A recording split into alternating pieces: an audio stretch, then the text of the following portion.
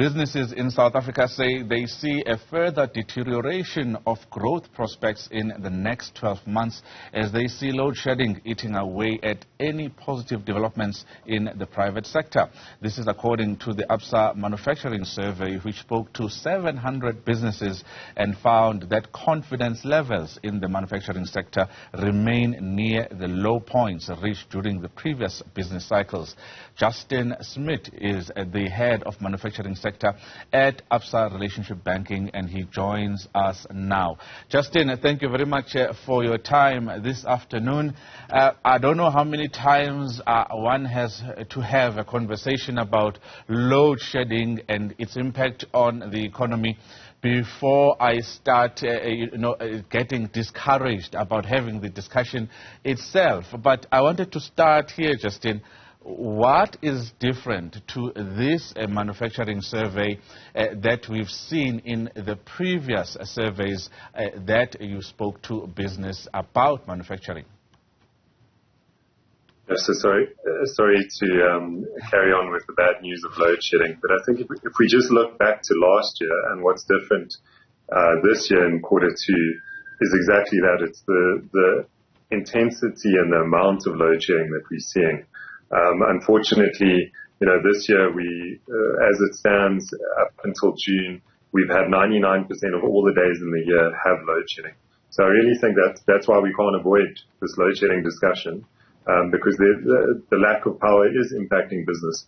So unfortunately, the cost of running your business, keeping the production lines going, is just the reality at the moment.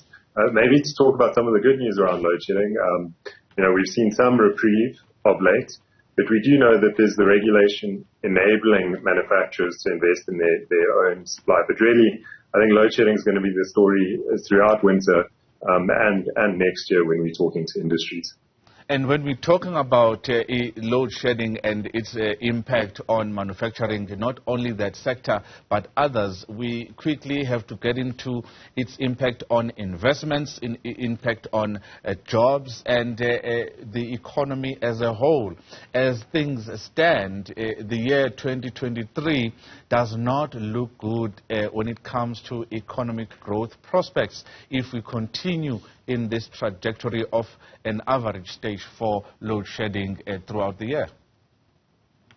That doesn't. So unfortunately, what we're seeing in these numbers is increased cost. You spoke about jobs. What we saw is that the average number of hours worked for employees went down. So meaning, there's likely to be pressure on jobs, whether it's people working hourly or just the factory has to be shut down. So therefore, not working that extra shift or the shifts they're used to.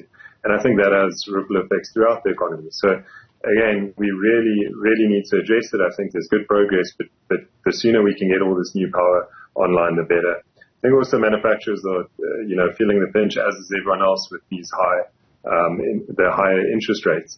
And that's come out in the news as well, or in the survey, where we're sitting at levels I think we last saw in Q4 of 2008 in terms of interest rate constraints. So all of these things in the economy are putting pressure on the manufacturers. But I think, this versus previous lows, we knew that the 5 that you spoke about, I think earlier, in terms of the COVID confidence level, that was the lowest we've ever seen.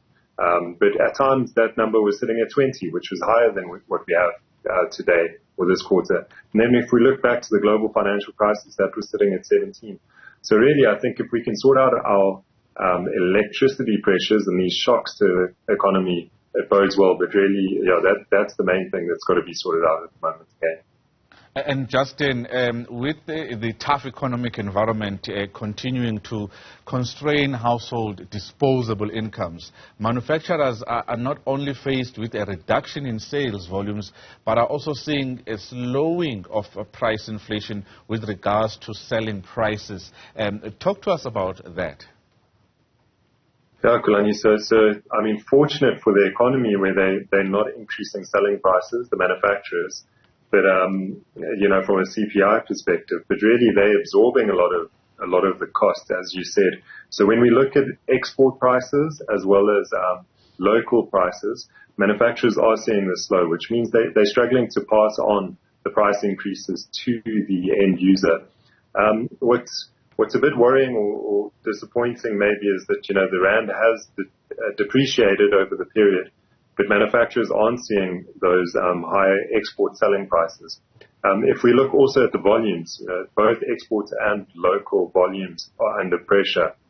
So while GDP prints in Q1 and output prints were positive, there is some caution around these numbers because of what I just said. And then the cost pressures, like you said, the cost of running a generator during stage 4 up to stage 6, if you think about that practically, if I'm buying my power from a municipality, that might cost me R2.50 per watt. Now, if I'm running a generator, that could cost me R7.50. So just that alone means it's costing me 3 times more from an energy perspective to run my business and my production line. And so those costs are squeezing manufacturers, and without being able to pass that on to the end user, you are seeing the squeeze on margins. So, I think that in the short term is something that we hope can ease. Something interesting that I saw in this particular survey is that basically what we're talking about here is output, and output meaning everything that we absolutely produced, and seeing that we still have a huge amount of output in Gauteng and KwaZulu-Natal, it does not bode well for economic growth in 2023. As I've said, there are projections that we are likely to see 0.2% or even lower growth in the year 2023. Yeah, so that output, and maybe to talk how that impacts the sentiment as well as investment. So when you're seeing the load shedding and that demand decrease, it means you're producing less because, number one, you maybe don't want to run the generators. Number two, your customers are not buying as much. So I think that's the one side, and it will put pressure on kind of the overall GDP figures, just naturally. If you're not selling, there isn't the growth. I think also what's in that number is that when capacity utilization, meaning I've got 100% capacity, if I see that reducing, meaning I use less of my capacity because of the output, that puts pressure on what my expectations are in terms of investing into new capacity, which is important for us to remain competitive in the long term. So I think there's knock-on effects of all of this. If you aren't producing as much because of demand, because you just can't, because of load shedding, then that has the spillover effects to say, well, actually, I'm not going to be investing into new machinery because I've got all this excess capacity. So there's the GDP impact, but it's also impacting what manufacturers are expecting in terms of their forward-looking investments. And that number, in terms of them reinvesting into machinery, is at a really pessimistic level. And to put it, you asked earlier about kind of what we were seeing in previous reports. In Q1 last year, we were seeing the net majority of manufacturers saying, actually, I'm going to invest into new machinery. When we look at that today, the net majority are saying, well, we're not going to invest, and we worry about the next 12 months. That shows what a dent load shedding has had on reinvestment into these businesses.